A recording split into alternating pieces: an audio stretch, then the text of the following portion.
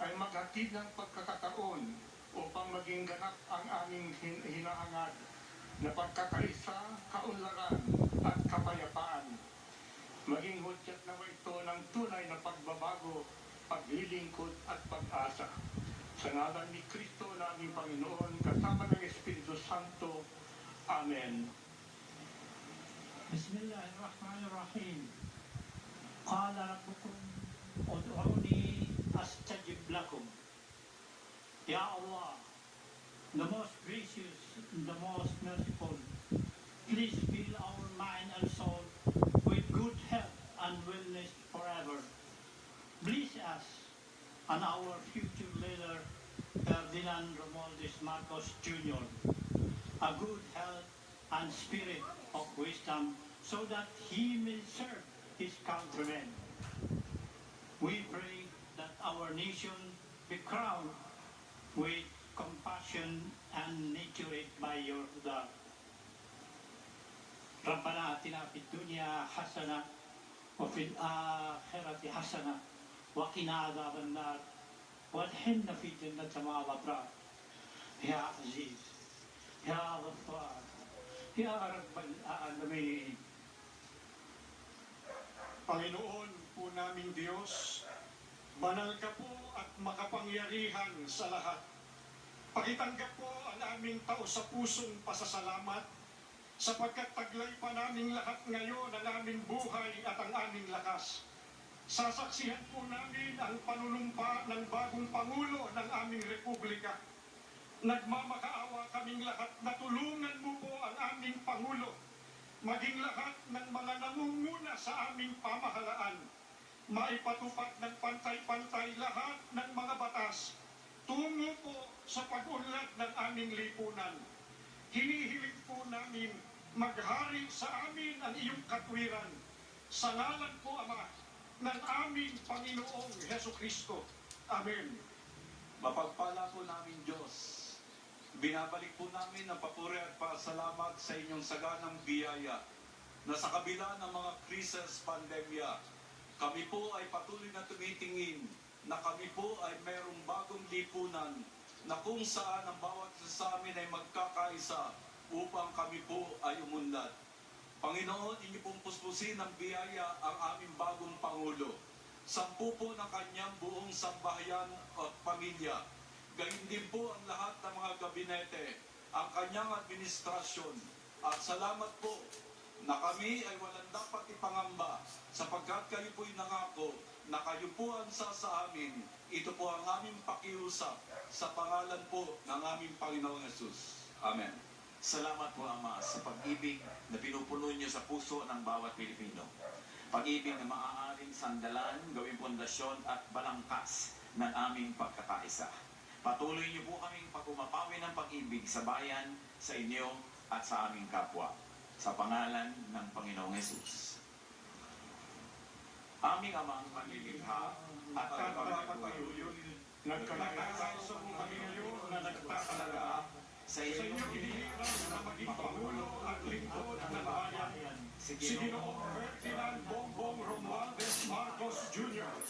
Sa kanyang pamumuno at pamamahala, liwanagan niyo po siya ng inyong maningning na ilaw, kasihan at puspusin ng inyong banal na diwa, labanan ng inyong mapagpalang kamay, pangunahan at akalin ng inyong makatwirang tinig, at patuloy na pagkalooban ng nag-uumapaw na pag-ibig at pagmamalasakit sa sambayanang Pilipinas.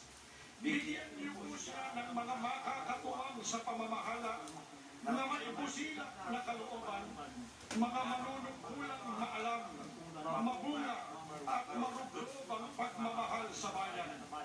Kami pong lahat na mamamayan ay patuloy ninyong gabayan na maging matapat sa aming mga tungkulin sa bayan para sa isang maunlad at nagkakaisang Pilipinas. Sa maiksing sandali po ng tahimik na pakikipagniig sa ating Ama sa Langit, ipabatid natin ang ating mga niloloob at pasalamat.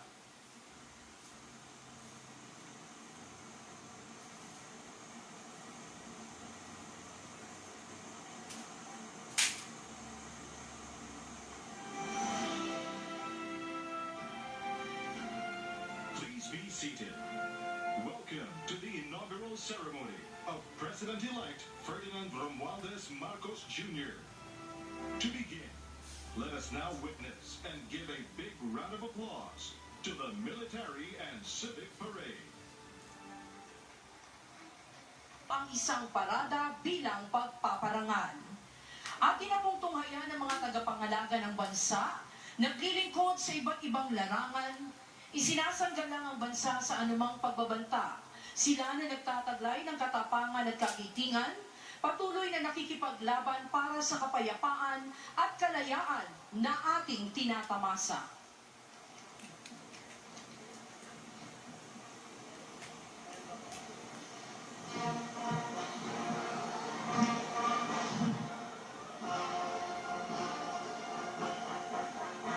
Bumubungad po ang parada na kinabibilangan ng ating core ng mga kadete ng Sandatahang Lakas at Pambansang Pulisya ng Pilipinas, gayon din po ang Tanod Baybayin.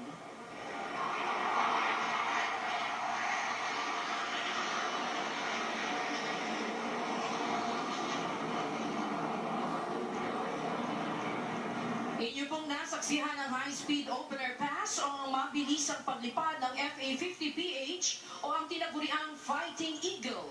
Ito ang pangunahing air asset na ginamit sa pagsasagawa ng combat air operation sa Marawi City laban sa ISIS-inspired terrorists. Naipamalas na ng FA-50PH, Agila ng Pilipinas, ang pagiging most lethal weapon system dahil sa iba't ibang katangian nito na ginagampanan sa pagdepensa at pag-atake sa ipapawid ng Philippine Air Force. Ang FA-50PH bilang air asset ay pinangangasiwaan ng ating 5th Fighter Wing, the home of the country's frontline fighters and jet traders.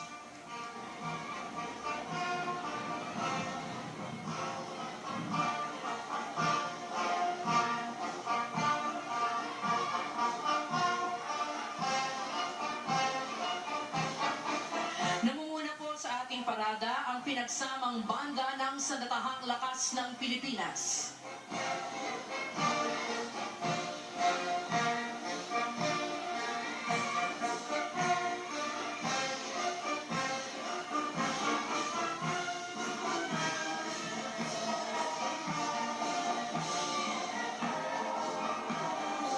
Dumaraan po sa ating harapan ang commander ng tropa, Major General Jonas R. Lumawag, Philippine Navy Marines. Ang unang brigada sa kasuotang gala ay nasa pamumuno ni Brigadier General Alvin P. Flores, Army. Ang unang batalyon ay binubuo ng core ng mga kadete ng Sandatahang Lakas ng Pilipinas na pinangungunahan ni Cadet First Class Edmond D. Logroño. Mula sa prestiyosong Philippine Military Academy, ang mga ginoo at binibining ito ang mamamahala sa iba't ibang sangay ng Sandatahang Lakas. Ikinikintahan sa kanilang puso't isipan ng kagitingan, integridad at katapatan. Sila na sa hinaharap ay magiging kaagapay sa pagsusulong ng kapayapaan at kaunlaran ng bansa. Sumusunod ang batalyon ng mga kadete mula sa kilalang Philippine National Police Academy sa pamumuno ni Cadet 2nd Class Joshua R. Pulido. Hinuhubog ang karakter ng mga kadeteng ito upang mamuno sa hinarap ng nananaig ang paglilingkod, karangalan at hustisya, gayon din bilang makadiyos, responsable at respektadong mga public safety officers.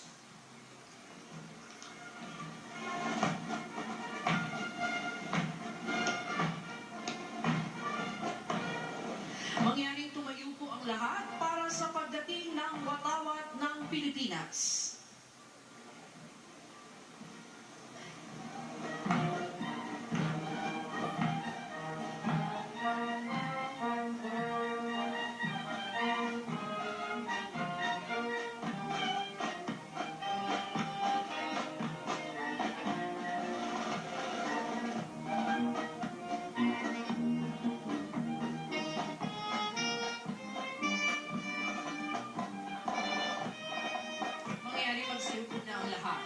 Ating natutunghayan ng mga sagisag mula sa Sandatahang Lakas, Pambansang Pulisya at sa Tanod Baybayin ng Pilipinas. Ang pangalawang brigada sa kanilang kasuotang battle dress attire ay pinamumunuan ni Brigadier General Joanis Leonardi P. Di Maano ng Air Force. Sumusunod ang batalyon ng Special Operations Forces ng Sandatang Lakas sa pamumuno ni Commander Ray R.G. Habonete ng Navy.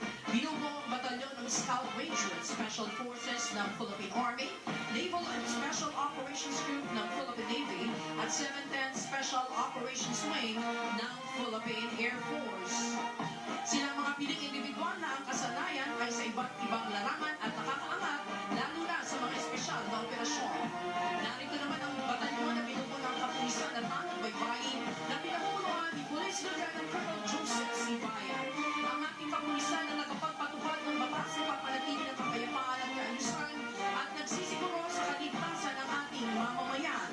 Ang tanong baybayin ay nakatuon sa Maritime Search and Rescue, Maritime Law Enforcement, Maritime Safety, Marine Environmental Protection, at Maritime Security. Tumayan natin ang mga sasakyan at gamit pandigma ng Sandatahang Lakas ng Pilipinas, Pambansang Pulisya ng Pilipinas at tanong baybayin ng Pilipinas, gayon din ang mga tauhang kabilang sa mga espesyal na unit, kasama na rin po ang pagsuportang unit. Nangunguna ang mga espesyal na unit ng Sandatahang Lakas ng Pilipinas. Nariyan po ang Explosive Ordnance and Disposal Units, kabilang na rin po ang Chemical, Biological, and Radiological Nuclear Teams. Sumusunod naman po ang Kia Light Tactical Vehicle at Troop Carrying Vehicle.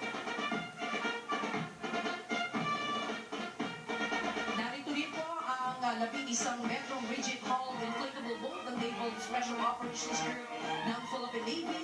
Ginagamit ito sa mga espesyal na operasyon bilang suporta sa maliitang SEAL operation. Ang tinaguriang combat arm of precision ng Armor Assets. Nangunguna ang Commander B-150 na pangunahing nakadesenyo para sa panloob na operasyong pangseguridad ng bansa. Kasabay ang Seaborne Armored Fighting Vehicle ng Philippine Army na gumaganap para sa panloob na seguridad. Nariyan din po ang V-300 Armored Personal Carrier ng Philippine Marine Corps. Isang uri ng sasakyan na magagamit sa lupa o tubig man. Natutumayan naman po natin ang artillery assets na binubuo ng mga kanyon ng Sandatahang Lakas ng Pilipinas. Nangunguna ang 20mm M39 anti-aircraft cannons at iniakma ito bilang ground-based weapons mula sa dating F-5 Freedom Fighters aircraft. Sumusunod ang Atmos 155mm howitzer system na binuo bilang shoot-and-scoop weapon na agarang magre-responde sa mahirap na kalupaan at kritikal na lugar. Kontrolado ito ng electronic suit na may inertial navigation system based on laying method at automatic loader.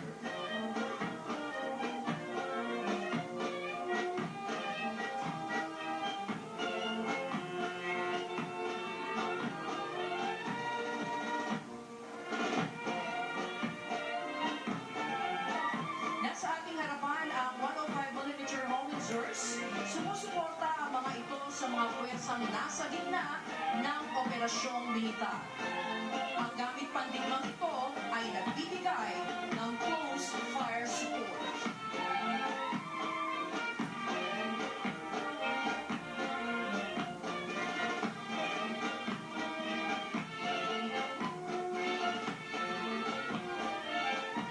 Inyo naman po nakikita ang 8-ton Euro trucks at 1 1/4 ton Sadco. Ang mga sasakyan ito ay ginagamit bilang bahagi ng combat support units. Gayon din sa panahon ng kagitikan, partikular sa humanitarian assistance and disaster response.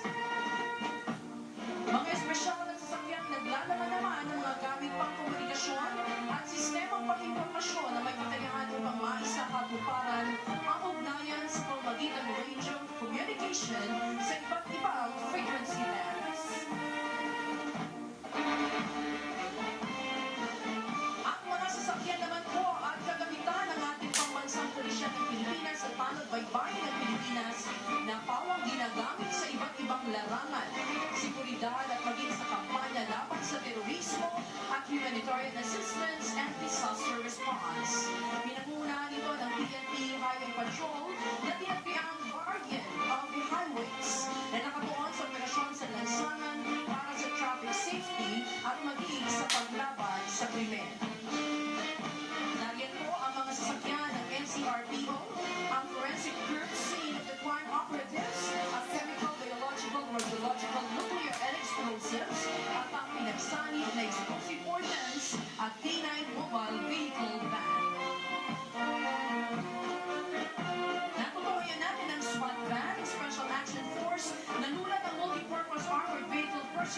Interior at MG Rubber Boat.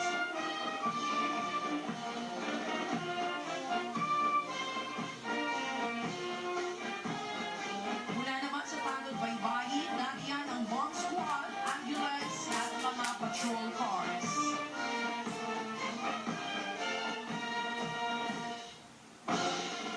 Narito ang kanilang jet ski para naman sa agarang makatugon sa seguridad at search and rescue operations. Ang aluminum search and rescue boats na nakadisenyo upang mabilisang makaresponde ang rescue team sa mga nalunod o biktima ng sakuna sa karagatan.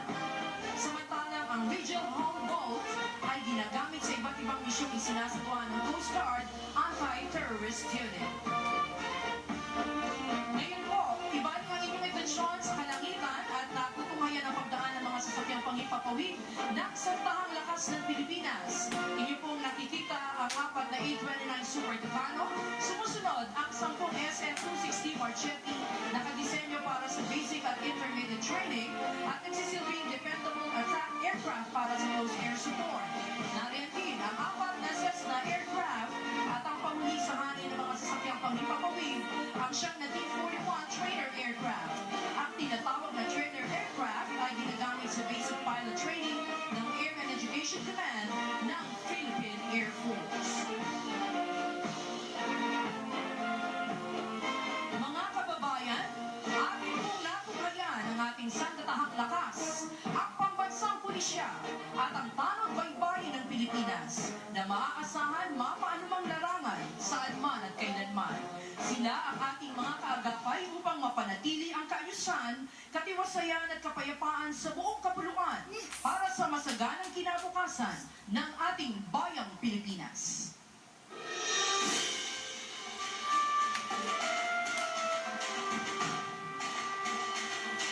Mula naman sa iba't ibang sektor ng ating lipunan.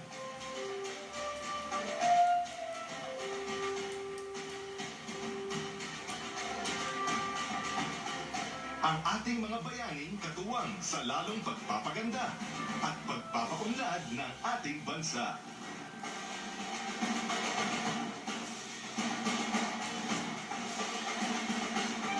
Ang ating mga medical frontliners.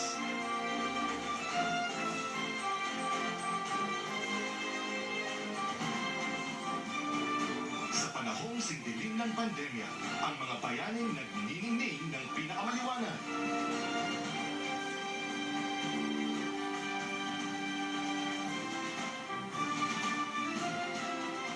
Sila ang ating mga medical at healthcare frontliners.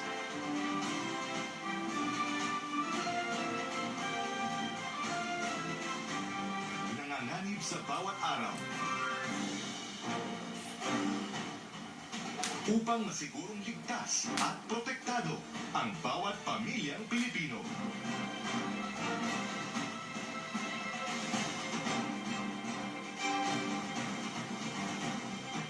Ang ating mga overseas Filipino workers.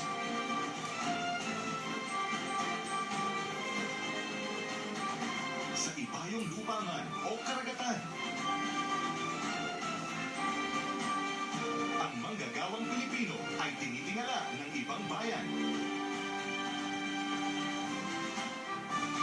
Dahil sa kanilang husay, galing, at pagmamahal sa trabaho.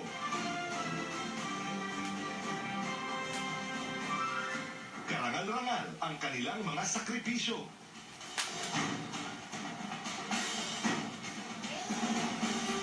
Malayo sa kanilang mga mahal sa buhay.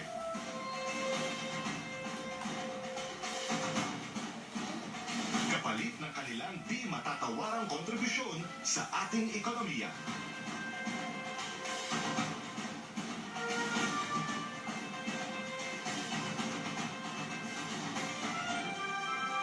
Mga atletang Pinoy.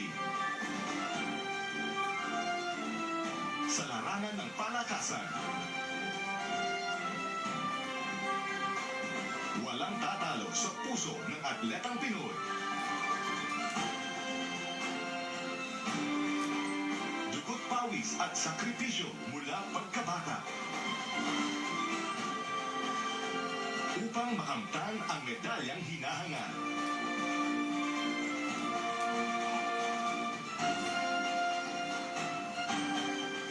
Ang karangalang inyong dala para sa bansa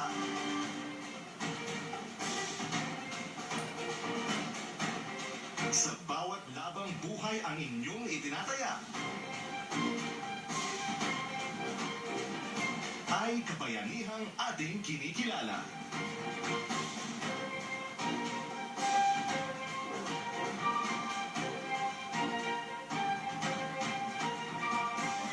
Ang manggagawang Pilipino.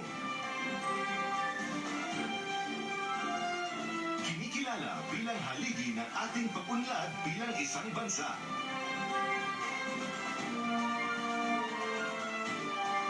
Ang kanilang pagpupunyagi at pagsisikap na maitaguyod ang pamilyang Pilipino sa kabila ng anumang balakid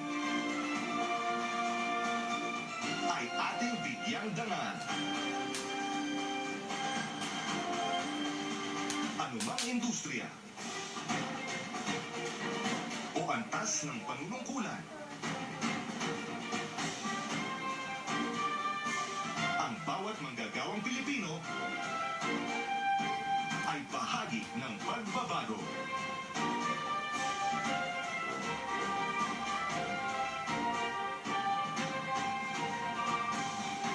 Ang ating transport sector, panlupa, pantubig, o panghimpapawid.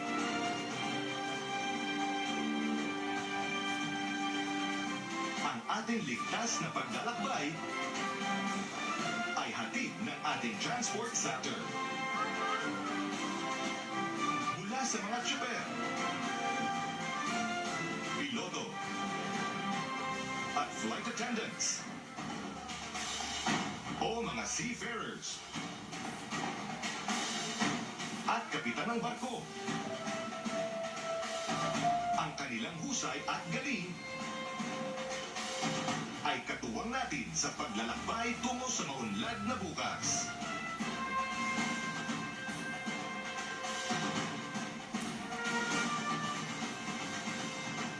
Isang pagpupugay sa ating mga magsasaka at mangingisda.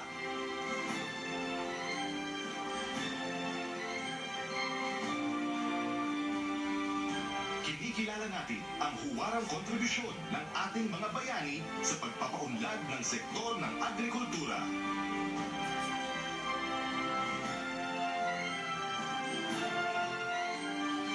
Ang ating likas na yamang lupa at karagatan.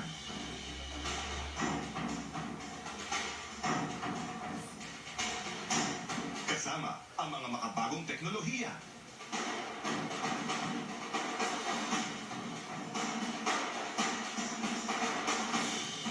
Isang masaganang kinabukasan para sa agrikultura at matibay na seguridad sa pagkain ang naghihintay sa atin.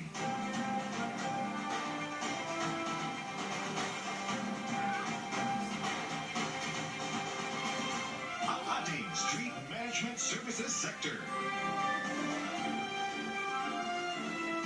Malinis,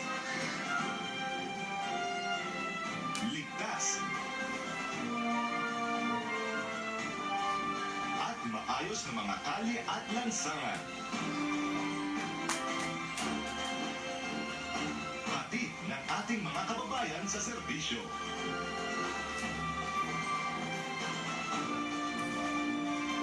Sinisigurong malinis ang ating kapaligiran.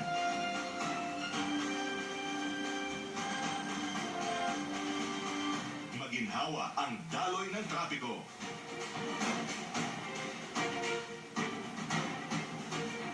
At ligtas ang ating publiko sa daan. Saludo po sa inyo.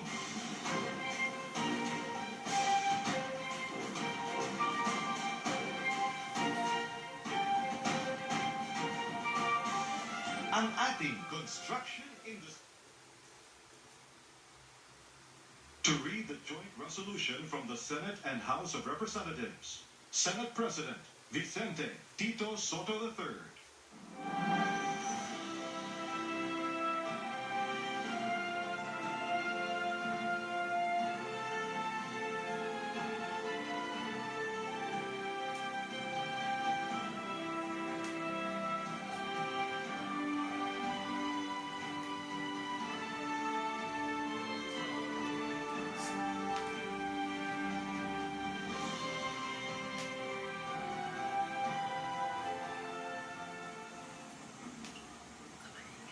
As the Senate President and co-chair of the joint public session of Congress that canvassed the votes for presidential and vice presidential candidates in the national elections held on the 9th of May, 2022, it is my distinct honor and privilege to join you in this historic occasion and read the dispositive portion of the resolution of both houses, which proclaim the duly elected President and Vice President of the Republic of the Philippines.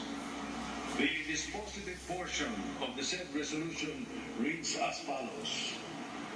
Resolved further to declare that candidate Ferdinand Bong Marcos Romualdez Marcos Jr. and candidate Sara Zimmerman Duterte received the highest number of votes cast for President and Vice President respectively in the national elections held on the 9th of May, 2022, and by virtue thereof to proclaim Ferdinand Bong Romualdez Marcos Jr. as the duly elected President of the Republic of the Philippines, and Sara Zimmerman Duterte as the duly elected Vice President of the Republic of the Philippines.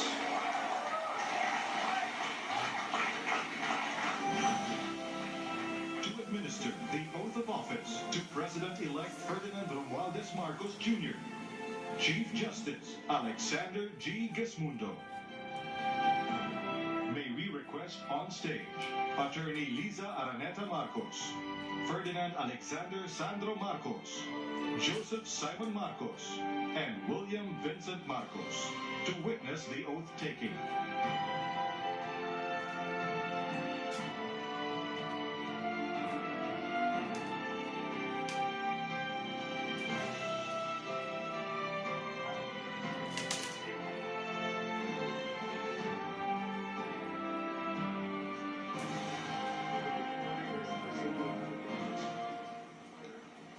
Mangyaring taas ang kanang kamay at wikain ang mga sumusunod. Ako, si Ferdinand Romualdez Marcos Jr. Si Ferdinand Romualdez Marcos Jr. ay mataimtim na nanunumpa. Natutuparin ko ng buong katapatan at sigasig Natutuparin ko na buong katapatan at sigasig ang aking mga tungkulin bilang Pangulo ng Pilipinas,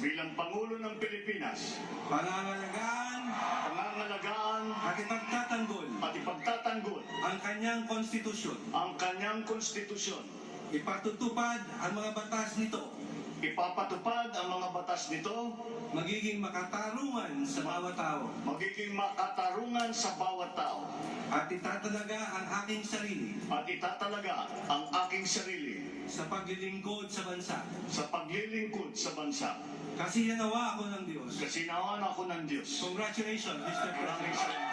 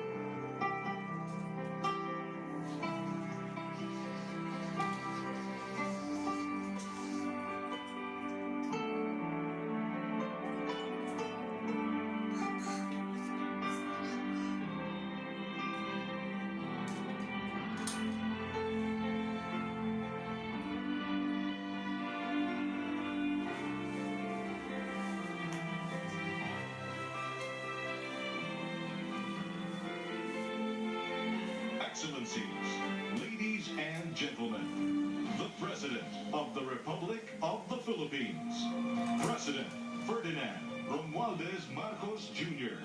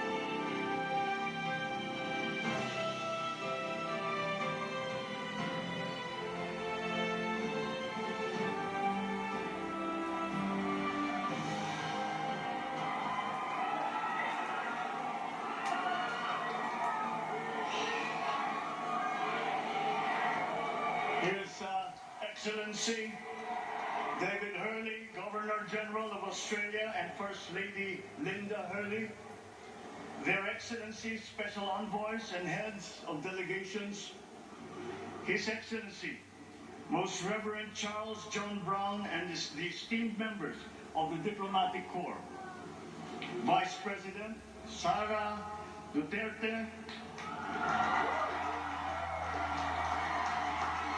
President Fidel Ramos, President Joseph Ejercito Estrada, President Gloria Macapagal Arroyo, Senate President Vicente Soto III, and the honorable members of the Philippine Senate, House Speaker Lord Alan J. Velasco, and the honorable members of the House of Representatives, Chief Justice Alexander Gesmundo, and the Honorable Justices of the Supreme Court, of course, First Lady Liza Araneta, and my children, Alexander, Sandro, Simon, and Vincent. I cannot proceed without a special greeting, of course, to the former First Lady Imelda Romualdez Marcos.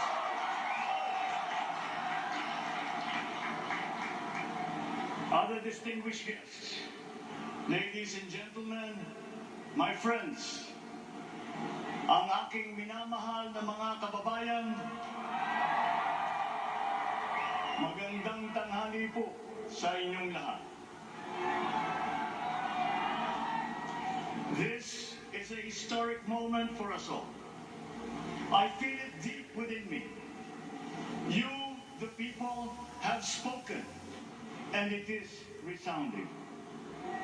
When my call for unity started to resonate with you, it did so because it echoed your yearnings, mirrored your sentiments, and expressed your hopes for family, for country, and for a better future.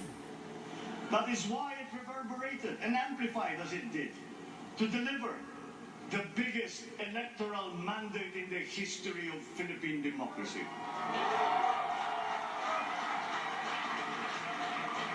By your vote, you rejected the politics of division, I offended none of my rivals in this campaign. I listened instead to what they were saying. And I saw little incompatibility with my own ideas about jobs, fair wages, personal safety, and national strength, and ending want in a land of plenty. I believe that if we but focus on the work at hand and the work that will come to hand, we will go very far under my watch. You believe that too. At pinakinggan ko ang tinig ninyo na ang sinisigaw ay pagkakaisa, pagkakaisa, pagkakaisa. We will go farther together than against each other, pushing forward, not pulling each other back, out of fear, out of a misplaced sense of weakness. But we are the furthest from weak. The Filipino diaspora flourishes even in the most inhospitable climes, where they are valued for their quality. The changes we seek will benefit all and will shortchange no one. I was not the instrument of change. You were that. You made it happen. I am now. You picked me to be your servant, to enable changes to benefit all. I fully understand the gravity of the responsibility that you've put on my shoulders. I do not take it lightly, but I am ready for the task. I will need your help. I want to rely on it. But rest assured, I do not predicate success on the wide cooperation that's needed. I will get it done. I once knew a man who saw what little had been achieved since independence in a land of people with the greatest potential for achievement. And yet, they were poor. But he got it done. Sometimes with the needed support, sometimes without. So will it be with his son. You will get no excuses from me.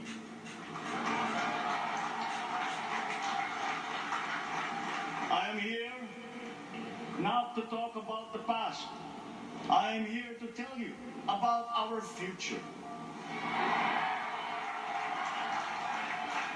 A future of sufficiency, even plenty, of readily available ways and means to get done what needs doing. By you, by me. We do not look back, but ahead. Up the road that we must take to a place better than the one we lost in the pandemic. Gains made and lost, opportunities missed, well-laid plans superseded by the pandemic. Indeed, ours was the fastest growing economy in ASEAN by ways now outdated.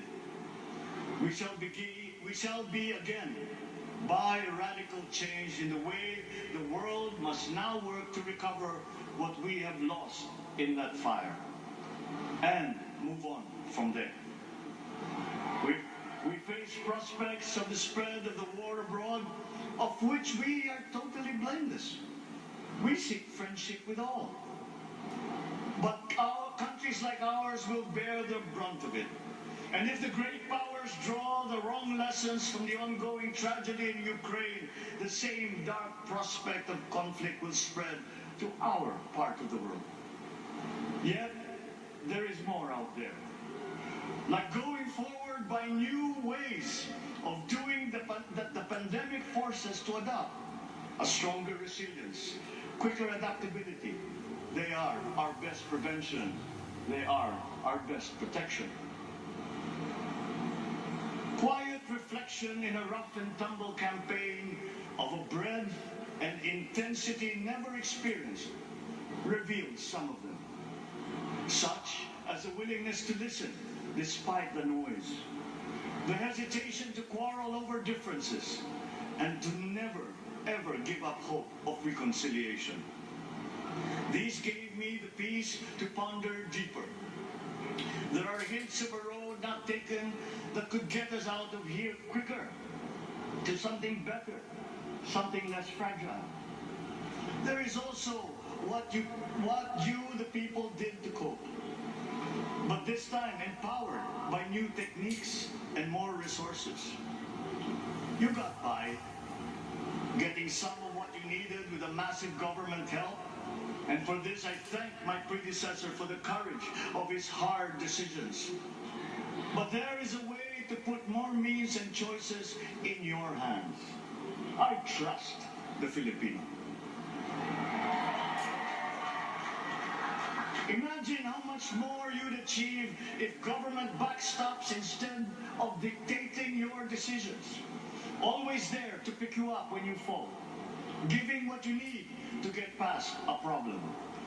Imagine if it invested in your self-empowerment to bring it closer to taking on whatever challenges come. Imagine a country that, in almost every sense, is you. Now imagine what you and government can achieve together. We did it in the pandemic. We will do it again. But again, I will not predicate my promise to you on your cooperation. You have your own lives to live, your work to do, and there too I will help. Government will get as much done alone without requiring more from you. That is what government and public officials are for. No excuses, just deliver. It was like that once upon a time.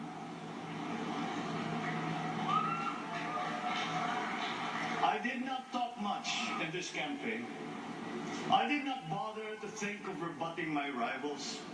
Instead, I searched for promising approaches better than the usual solutions. I listened to you. I did not lecture you who has the biggest stake in our success. And the forthcoming State of the Nation will tell you exactly how we shall get this done. In this fresh chapter of our history, I extend my hand to all Filipinos. Come, let us put our shoulders to the wheel and give that wheel a faster turn to repair and to rebuild and to address challenges in new ways, to provide what all Filipinos need, to be all that we can.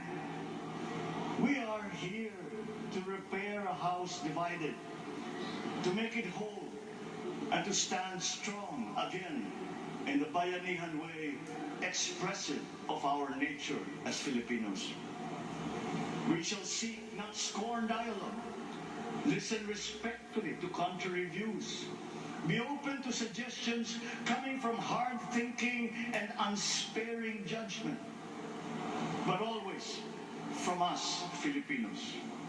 We can trust no one else when it comes to what is best for us. Past history has often proven that. Solutions from outside divided us. None deepened our understanding. They were always at our expense. Never forget, we are Filipinos. One nation, one republic, indivisible. We resisted and never failed to defeat foreign attempts to break up our country in my father's watch. His strongest critics have conceded that. So let us all be part of the solution that we choose. In that lies the power to get it done. Always be open to differing views, but ever united in our chosen goal. Never hesitating to change it, should it prove wanting.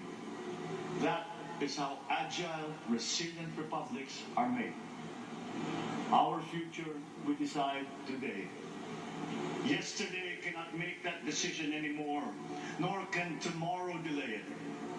The sooner we start, the surer and quicker the prospect of achieving our future. These are troubling times. What's happening to others can happen to us, but it will not. We see what's happening.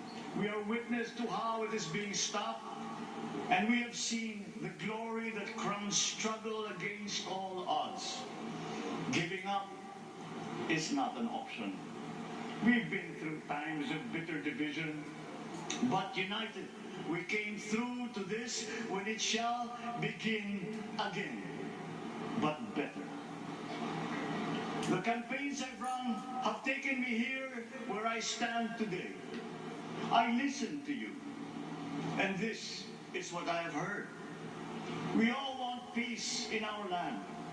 You and your children want a good chance at a better life in a safer, more prosperous country.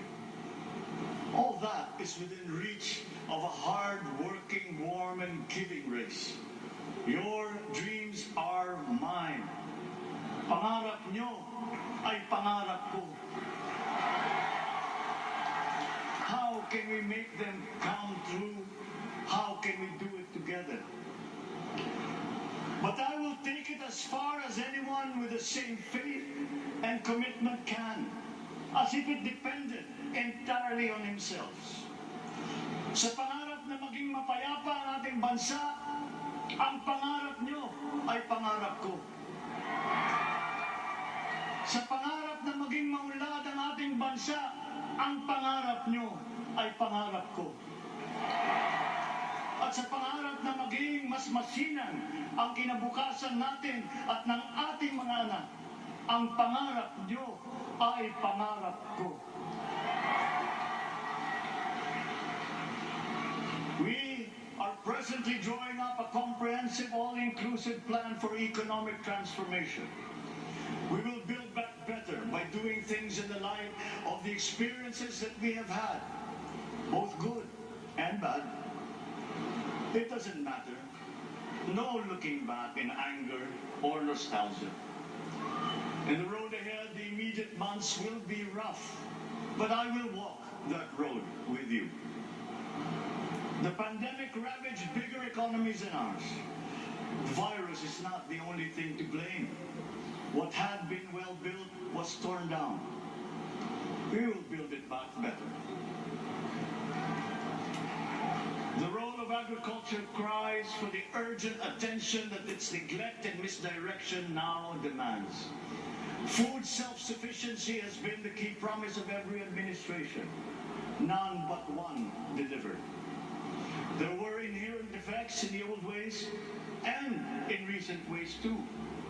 The trade policy of competitive advantage made the case that when it comes to food sufficiency, a country should not produce but import what other countries make more of and sell cheapest.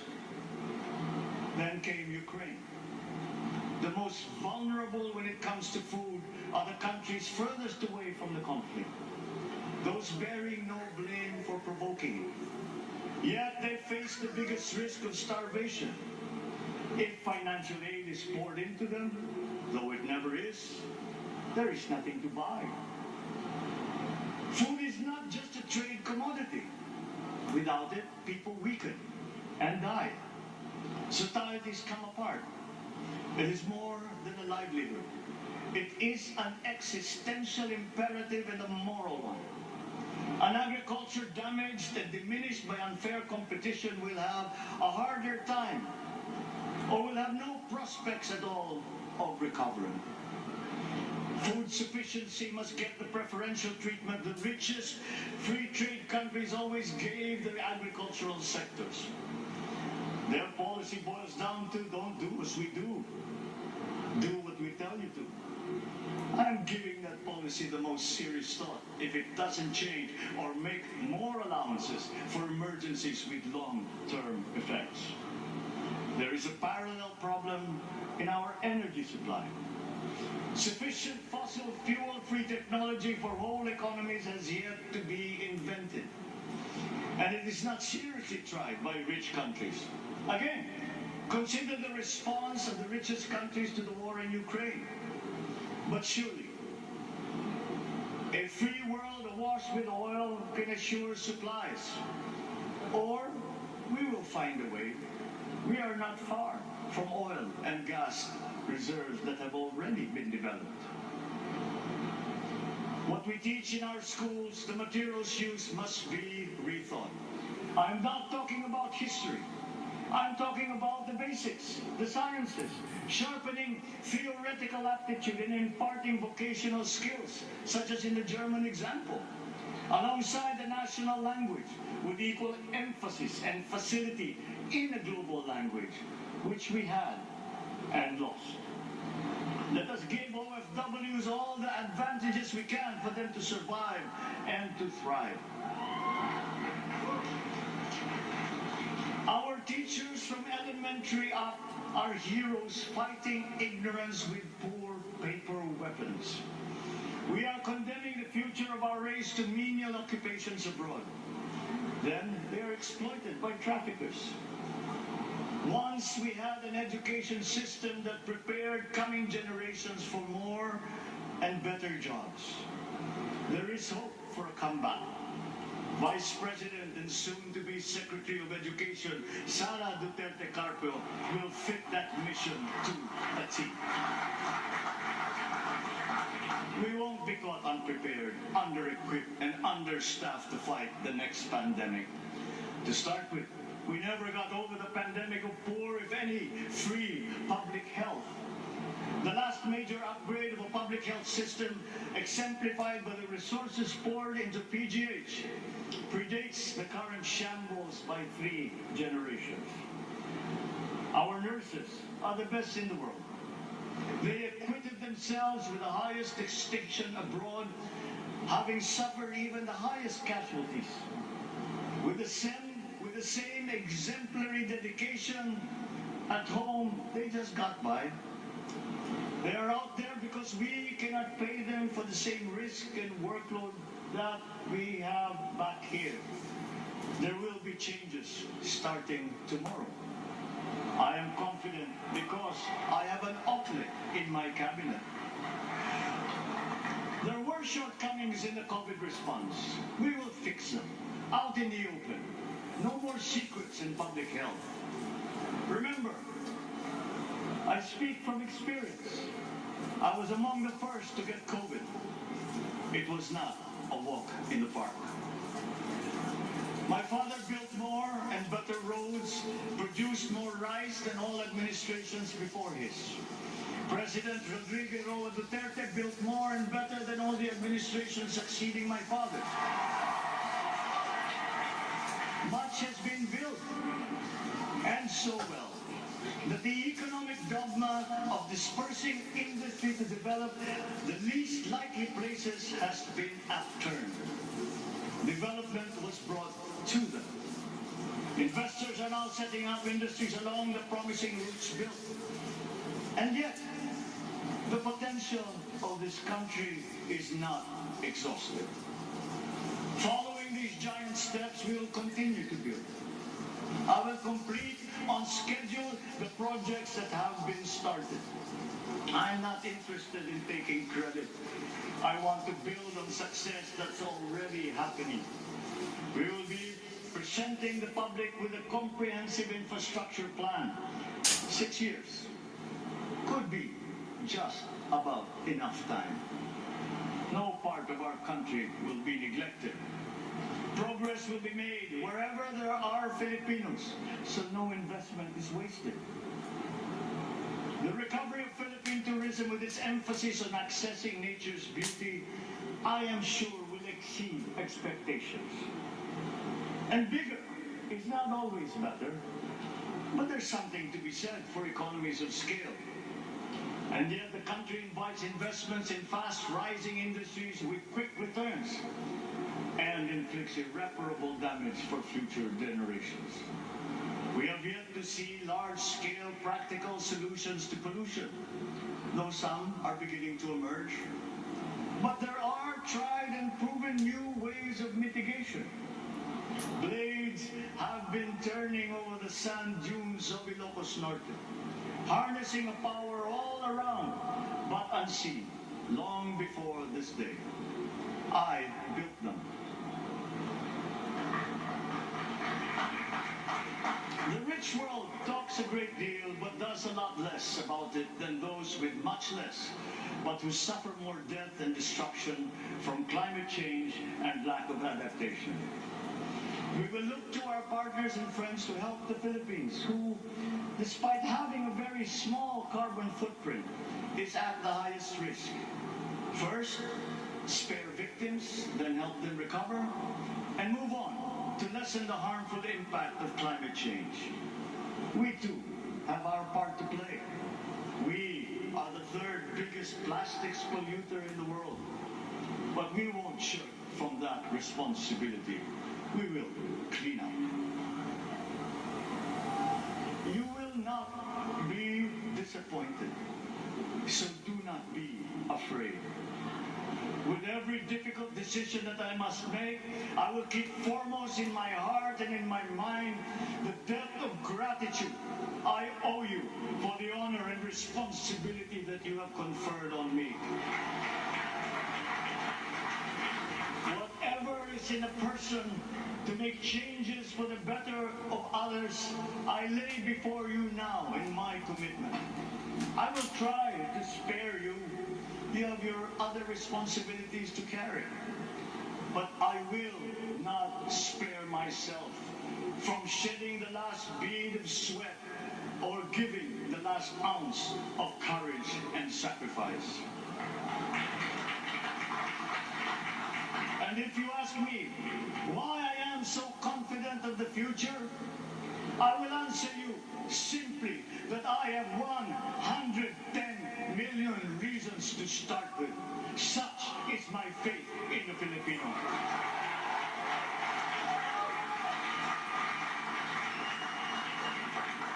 Believe, have hope. The sun also rises like it did today and as it will tomorrow. And as surely as that, we will achieve the country all Filipinos deserve. God bless the Philippines. God bless our work. Maraming salamat po sa inyong lahat. Mabuhay ang Pilipinas. Magandang tanghali po.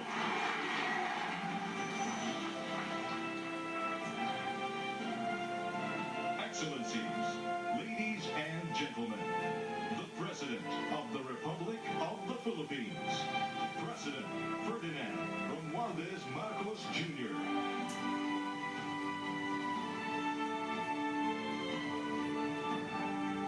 We will now have a photo opportunity with President Ferdinand Romualdez Marcos Jr.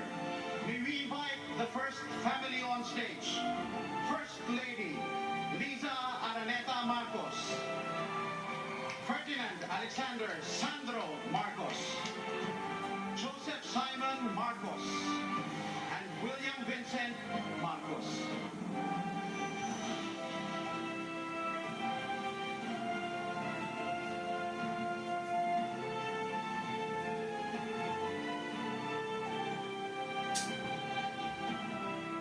May we now request Vice President Sara Duterte to join the first family.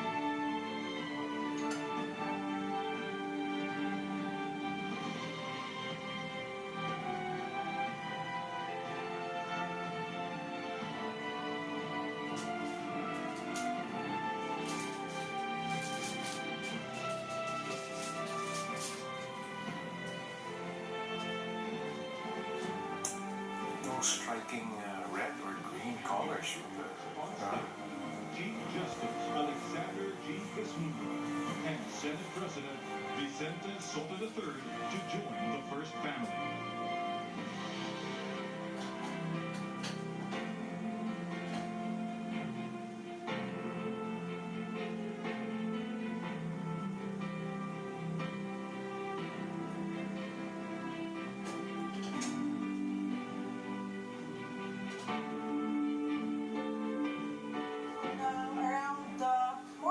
Minutes, a little over 20 minutes ang kanyang inaugural address. At patuloy po